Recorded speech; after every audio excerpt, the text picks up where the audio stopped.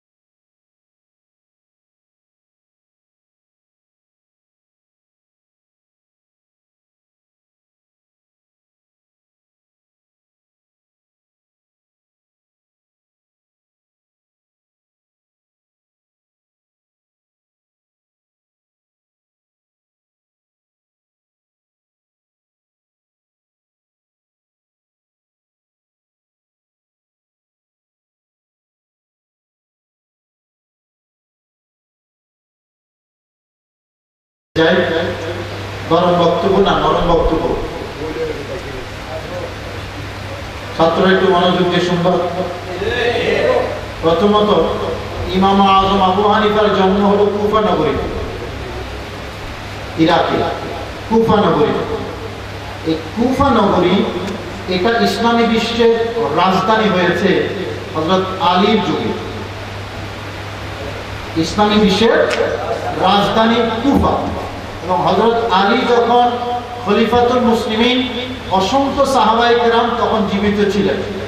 তো মক্কা এবং মদিনা থেকে রাজধানী যখন স্থানান্তরিত হয়ে কুফায় গেল, ইন্টেলেকচুয়াল গ্রুপ যারা, বড় বড় শিক্ষিত যারা, এরা কি রাজধানীতে থাকবে না রাজধানীর বাইরে যাবে? খুব ভালো কথা। বাংলাদেশের রাজধানী এখন ঢাকা, যদি ধরে নেই রাজধানীটা বগুড়ায় চলে যাবে। রাজধানীটা যদি আগামী বছর 2016 সালে জানুয়ারি থেকে বগুড়ায় যায়, তাহলে বাংলাদেশের বড় বড় শিক্ষিত যারা আছে মোটামুটি, এরা কি এই ঢাকায় থাকবে না রাজধানীতে যাবে? এটা খুব স্বাভাবিক। রাজধানী যেখানে, ইন্টেলেকচুয়াল শিক্ষিত সব সেখানে। হযরতে আমিরুল মুমিনিন আলী রাদিয়াল্লাহু তাআলা আনহুর আমলে যখন ইসলামী বিশ্বের রাজধানী কুফায় গেল, তখন ইন্টেলেকচুয়াল শিক্ষিত বলতে যারা, তারা হলেন সাহাবায়ে কেরাম। ওনারা স্বাভাবিকভাবে রাজধানীতে যাবেন এবং গিয়েছেনও। কারা কারা গিয়েছেন একটু খেয়াল করুন। বদরের সাহাবী কমপক্ষে 70 জন। বদরের যুদ্ধে 313 জনের মধ্যে হযরতে আলীর যুগে কুফায় গিয়েছেন কতজন? আর হুদাইবিয়ার সন্ধির মধ্যে কম বেশি 1500 সাহাবায়ে কেরাম সেখানে অংশগ্রহণ করেছিলেন। সেখান থেকে গিয়েছেন 300 জন কুফায়। এভাবে এই 70 এবং 300 সব মিলে সর্বসাকুল্যে তখন বড় বড় সাহাবায়ে কেরামদের মধ্য থেকে 1500-এর উপরে সাহাবায়ে কেরাম শুধু কুফা নগরীতে ছিল। কথাটা মনে রাখবেন। দ্বিতীয়ত, এই কুফা নগরী হযরতে আলী রাদিয়াল্লাহু তাআলা আনহু যখন খলিফাতুল মুসলিমিন, তখন আব্দুল্লাহ ইবনে মাসউদ কুফায় চলে গিয়েছিলেন। আব্দুল্লাহ ইবনে মাসউদ, কয়েকজন আব্দুল্লাহর নাম আপনারা জানেন। একজন আব্দুল্লাহ ইবনে আব্বাস, আরেকজন আব্দুল্লাহ ইবনে মাসউদ, আরেকজন আব্দুল্লাহ ইবনে ওমর। নাম জানা আছে না? আব্দুল্লাহ ইবনে আব্বাস তিনি প্রসিদ্ধি লাভ করেছেন তাফসীরের ক্ষেত্রে, আর আব্দুল্লাহ ইবনে মাসউদ তিনি প্রসিদ্ধি পেয়েছেন ফিকহ এবং পাশাপাশি হাদিসের ক্ষেত্রে, ইলমে ফিকহ এবং হাদিসের ক্ষেত্রে। ইদানিং কালে ফিকহ বললে কোন নাম শিক্ষা ফিকহ কি হয়? কোরআন এবং হাদিসে আবার ফিকহ, এরকম কিছু অ্যালার্জি ফিকহের মধ্যেও আছে। মূলত হাদিস হলো শুধু টমেটো খাওয়া, টমেটো খাইছেন না? আর ফিকহটা হলো টমেটো, কাঁচামরিচ, ধনিয়া পাতা, পুদিনা পাতা, পেঁয়াজ, শসা সবকিছু মিলাই যেটা হয়, এটার নাম কি? কথা বলেন, এটার নাম মনে থাকবে? এটা হলো ফিকহ। হাদিস এটা শুধু টমেটো খাওয়া, এটা একরকম টেস্ট। আর ফিকহ যেহেতু সব কিছু মিলে, এটা সুপ্রিম টেস্ট। এই সুপ্রিম টেস্ট বাবা, কারণ সবগুলো ইনস্ট্রুমেন্ট তো থাকতে হবে। আপনার এরকম সালাদ বানাইতে হলে ধনিয়া পাতাও থাকতে হবে। এটার কেজি 5 টাকা হোক আর 500 টাকা হোক, লাগবে না? কাঁচামরিচ লাগবে না? লাগবে। পেঁয়াজ লাগবে। সব কিছু থাকার পরে না এই টেস্টি সালাদটা হবে। বাবা পক্ষী যারা হয়, এরা কিন্তু ওই সব কিছু মিলে টেস্টি সালাদ যেটা, এটা সাধারণ মুসলমানের কাছে সরবরাহ করে। হযরত আব্দুল্লাহ ইবনে মাসউদ ফকিহ সাহাবী ছিলেন, বরং সাহাবায়ে কেরামের মধ্যে সীমিত সংখ্যক যে ফকিহ সাহাবী ছিলেন, তাদের মধ্যে শীর্ষে ছিলেন হযরত আব্দুল্লাহ ইবনে মাসউদ। হযরত আলী বলেন যে আল্লাহ পাক রব্বুল আলামিন হযরত আব্দুল্লাহ ইবনে মাসউদের উপর রহম করুন, তিনি কুফার জমিনে এসে গোটা কুফাকে ইলমে ফিকহ দ্বারা ভরপুর করে দিয়েছেন। আর সেই কুফা নগরী হযরত ইমাম আযম আবু হানিফার জন্মস্থান।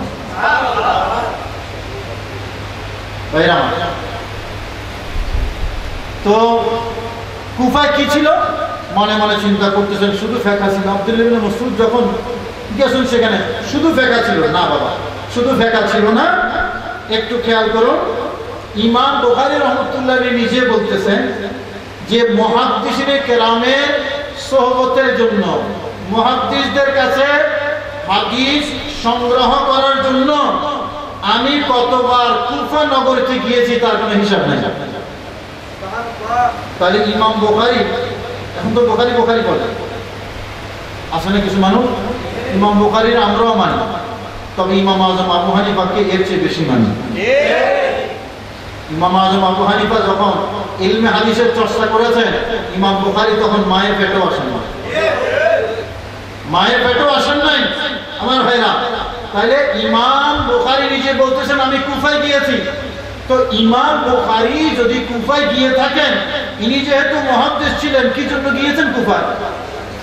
কথা বলেন কি জন্য?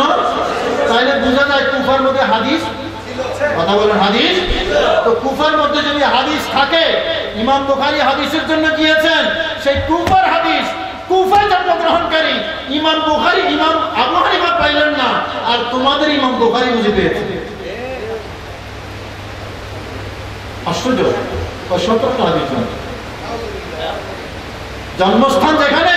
আচ্ছা বাবা, ঢাকা সম্পর্কে ঢাকার স্থায়ী বাসিন্দা যারা জানে, আমার আপনার মতো যারা 20 বছর হয়েছে গ্রাম থেকে ঢাকা এসেছি, আমরা বেশি জানি না, ওরা বেশি জানে। তাইলে ইমাম আবু হানিফা যেখানে জন্মগ্রহণ করেছেন, সেই জায়গার হাদিস শিক্ষা গ্রহণ করার জন্য ইমাম বুখারী সেখানে গিয়েছেন, এবং কতবার গিয়েছেন তার কোনো হিসাব ওনার কাছে নেই। তাই আমার কুফা সম্পর্কে আরো কিছু তথ্য আপনাদের জানা দরকার, মুখস্থ রাখা দরকার, মনে রাখা দরকার। দেখুন, মুহাম্মদ বিন সিরিন, ইবনে সিরিন যাকে বলা হয়, হাদিসের অনেক বড় একজন ইমাম, অনেক বড় ইমাম বুখারী সহ হাদিসের সকল ইমাম ওনার থেকে হাদিস গ্রহণ করেছেন। তো ইবনে সিরিন বলেন, আমি কুফায় 4000 ছাত্র পেয়েছি যারা হাদিস অন্বেষণে ছিলেন, এবং 4000 ফকিহ পেয়েছি যারা ফিকহ চর্চা করতেন। 4000 মুহাদ্দিস কুফায়, 4000 ফকিহ। ইবনে সিরিন সেই জায়গা হলো ইমাম আজম আবু হানিফার জন্মভূমি। আরো তথ্য নেন, হাদিসের আরেকজন ইমাম, ইমাম আফফান বিন মুসলিম, ওফাত হলো 220 হিজরি। কথা খেয়াল করে, 220 হিজরির একজন মুহাদ্দিস, মানে তার আগে ওফাত 220 হিজরি। তিনি বলেন, কুফায় এসে আমি 4 মাস ছিলাম, এবং এই কুফার মধ্যে হাদিসের এত ব্যাপক চর্চা ছিল, আমি 4 মাসে আমি চাইলে 1 লক্ষ হাদিস সংগ্রহ করতে পারতাম। কথাটা মনে বুঝতে পারেন? সময় ডিউরেশন কত? 4 মাস। উনি বলতেছেন 4 মাসে আমি যদি চাইতাম, তাহলে কুফা থেকে কত হাজার হাদিস সংগ্রহ করতে পারতাম? 1 লক্ষ। তাইলে কুফা নগরীটা এমন নগরী ছিল যেখানে আফফান বিন মুসলিমের দৃষ্টিতে 1 লক্ষ হাদিস শুধু 4 মাসে দেখা যায়। সুবহানাল্লাহ বলবেন না? তো 4 মাসে যদি 1 লক্ষ হাদিস কুফা থেকে পাওয়া যায়, বছরের পর বছর ইমাম আজম আবু হানিফা সেই জায়গায় ছিলেন, জন্মগ্রহণ করেছেন সেই জায়গায়, ইন্তেকাল হয়েছে সেই জায়গায়, লেখাপড়া করেছেন সেই জায়গায়। 4 মাসে যদি 1 লক্ষ হাদিস উনি আফফান বিন মুসলিম যদি সংগ্রহ করতে পারেন, ইমাম আজম আবু হানিফা বছর পর বছর কত লক্ষ হাদিস তিনি গ্রহণ করেছেন, পেয়েছেন, মুখস্থ করেছেন, নিজে আত্মস্থ করেছেন, এটার হিসাব বর্তমান সেই লামাসাবিদের কাছে নয়।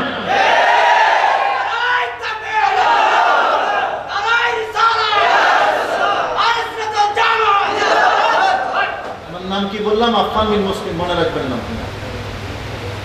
ইমাম আবু দাউদ রাহমাতুল্লাহ আলাইহি, নাম তো শুনেছেন? ওনার ছেলের নাম হলো আব্দুল্লাহ।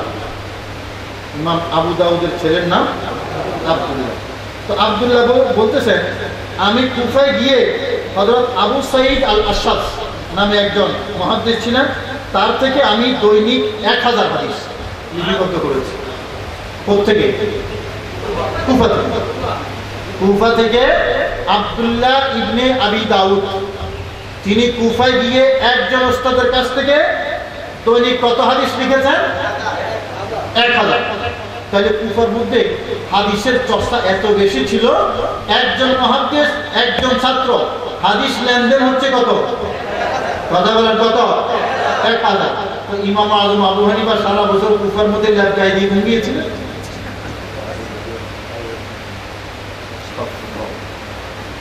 আরো খেয়াল করুন। আচ্ছা, এখন আপনারা কুফার কথা তো শুনলেন, মক্কা শরীফ মদিনা শরীফ বলবে হুজুর হাদিস তো মক্কা মদিনার হাদিসে না, কুফার মধ্যে তো পরে ট্রান্সফার হয়েছে, মক্কা শরীফ আর মদিনা শরীফের খবর কি? এটা গত এই অনুষ্ঠানে আমি বলেছিলাম, এই তথ্যটা আবার রিপিট করতে চাই। ইমাম বুখারী মক্কা শরীফ মদিনা শরীফ ছিলেন 6 বছর। মনে থাকবে কত বছর? হাদিসের জন্য 6 বছর ইমাম বুখারী মক্কা মদিনা হারামাইনে ছিলেন। আর ইমাম আজম আবু হানিফা হাদিসের ইলমে হাদিস সংগ্রহ করা সফর ছাড়া শুধুমাত্র হজে গিয়েছেন 55 বার। কতবার? 55 বার।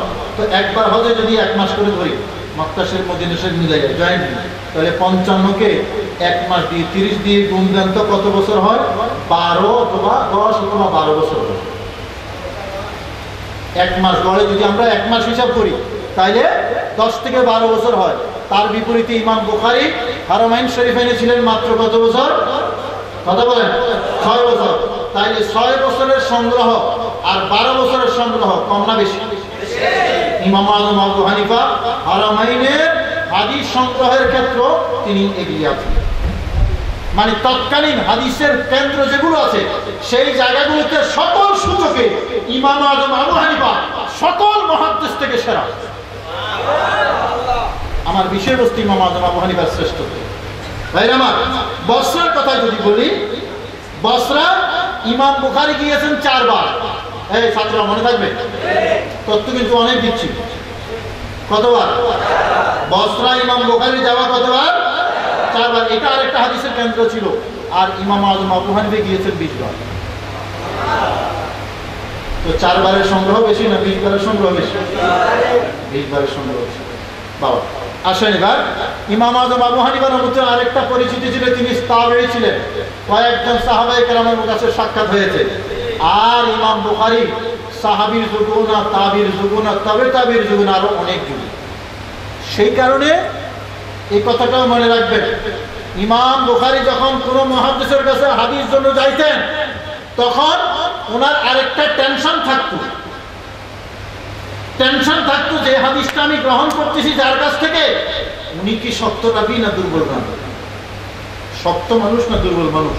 মানে সেকা রাবী না দুর্বল রাবী? বর্ণনাকারী কি শক্ত না নরম?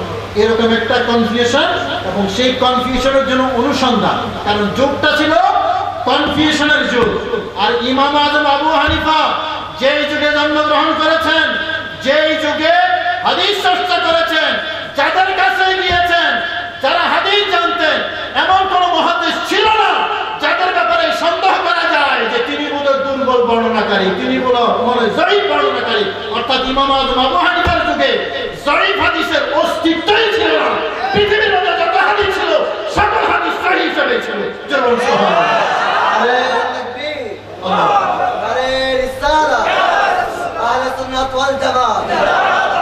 আমার এই কথাটা বুঝে আসছে? ইমাম আজম আবু হানিফা যখন হাদিস চর্চা করেছেন তখন হাদিসের কোনো ক্লাসিফিকেশনই ছিল না, জয়ীফ, হাসান, জয়ীফ, সহিহ, কোনো প্রকারই ছিল না। যত হাদিস তত সহিহ, যত হাদিস।